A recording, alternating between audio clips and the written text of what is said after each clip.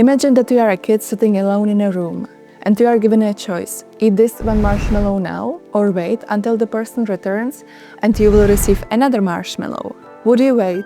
And more importantly, would that single choice really say something about how successful you will be in life? There's a famous Standford experiment which is now known as the marshmallow experiment, which was led by the psychologist Walter Mischel in the late 60s and early 70s. And this experiment was trying to answer one question: if the kid is able to delay the gratification or not able to delay it, does it say, or can we predict based on that the kid will be successful in life? So let's have a look at the papers, what they say. The experimenters, they took kids between 3 and 5 years old, and every kid faced the same dilemma. I can eat the marshmallow now, or I can resist my temptation and I will get 2 marshmallows. When the kid was alone in the room, they could ring the bell and that would signal that they want the adult to return, but that also meant they will not receive the extra treat. The researchers tested different scenarios or conditions.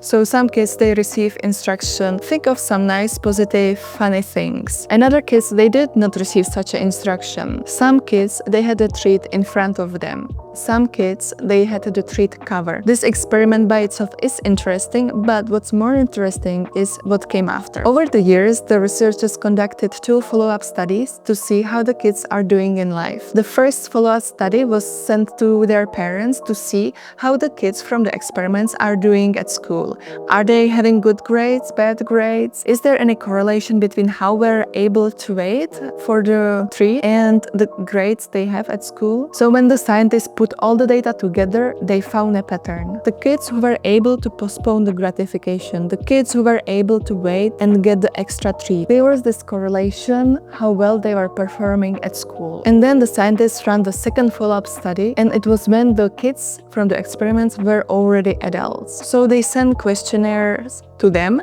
and they were asking about their health, relationship, finance, and so on. Scientists collected all the data, and the result of it, there was again the correlation between how the kid was able to resist the temptation when they were a kid, and correlation how successful they are, how healthy they are in their life as adults. That's why the marshmallow experiment got so famous, because it helped to popularize this idea that self-control, the ability to delay the gratification, resist the temptation, is the prediction if you will be successful in life or not. But there's more to this story. In 2018, the scientists did replication of that famous Standford experiment, but with few differences. First, they took more kids to participate in the experiment. In the original papers, they only worked with less than 100 kids. In the replication study, they had almost 1,000 kids who participated in the experiment. Second, they took kids across the US. In the original papers, they only worked with the kids which were from the Standford Nursery School, so it was very limited population. Third, they consider the background of the kid, so they look into family income and also the education of the mother,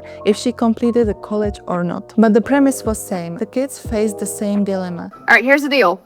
Marshmallow for you. You can either wait, and I'll give you another one if you wait, or you can eat it now.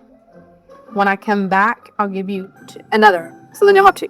Throughout the years, the scientists were collecting data from kids to see if there is a correlation between how long they were able to wait and how successful they are in life. And the thing is, specifically this study, when they took into account the social and economical background of the kid, the correlation was not high. It was not significant as in the Standford experiment. And the reason is simple. Because in the Standford experiment, the population was so low, did not take into consideration economical aspects, social aspects, and these things plays a big role in your life. So what really this is all saying? First, we are not able to point at one factor or thing which will predict if we will be successful in life or not. There are many factors which plays the role. And second, from the papers, we can understand that it's not about how much willpower, how much self-control we have, but it's more about the strategies and the environment. So what this means? The kids who were able to wait the longest were the kids who were distracting themselves. They were not staring at the marshmallow. They were not smelling it, playing with it. The kids were not focused on the marshmallow. They were focusing on something else, playing with something,